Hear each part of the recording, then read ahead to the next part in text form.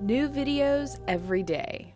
There's a lot of question about oils, and there's a lot of products out there that are about massage products and oils, and I just find a good organic oil, a good organic blend of an oil usually, and just will use that.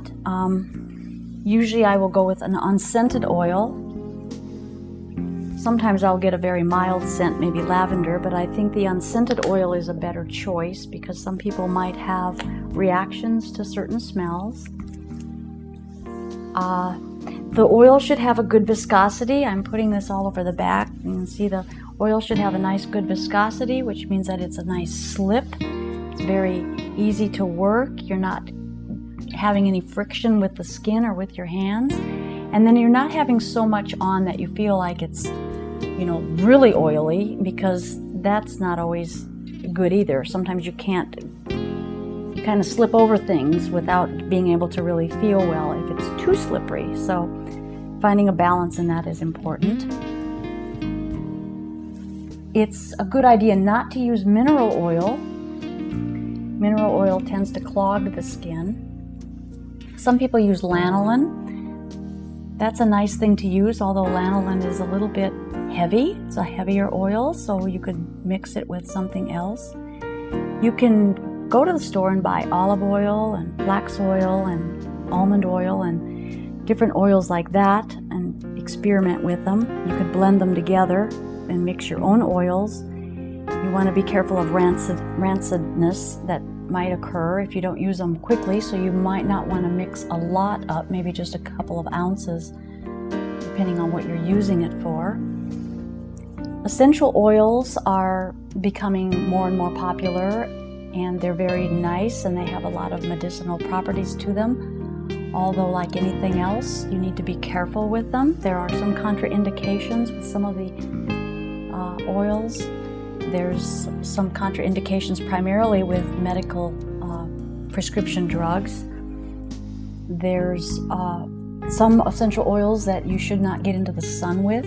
It has some kind of a reaction with the sun. There are some essential oils that will bond like to hairspray, and that was a very big thing that happened in a clinic that I owned a long time ago, where a woman was working with essential oils and the lady had hairspray on, and she was working on her head, and she actually got bonded to her hair, and so it was quite a process to pull her hands away from her hair. So you want to be careful of that. I myself personally don't use essential oils because it's got too much contraindicative factors to it, and I don't want to take on that kind of responsibility. So I don't use aromatherapy. I just find an oil that works good, organic, and find that that's all that I really need. You don't have to get real fancy with anything. Quite honestly, the simpler things are sometimes the more effective they are. Coconut oil is another one that's really nice, but the problem with coconut oil is when it's in cold weather, it gets hard. So coconut oil, you would probably want to blend that with another oil so that most of the consistency of it stays fairly liquid, even in the colder weather. Okay, so that's about all I can really tell you for my opinion about oils, and I'm sure there's many other people that have other points of view. So with that, just take what you need from it, throw the rest away, and see how it works to play with the oil. Thank you. This is Athena Jezik.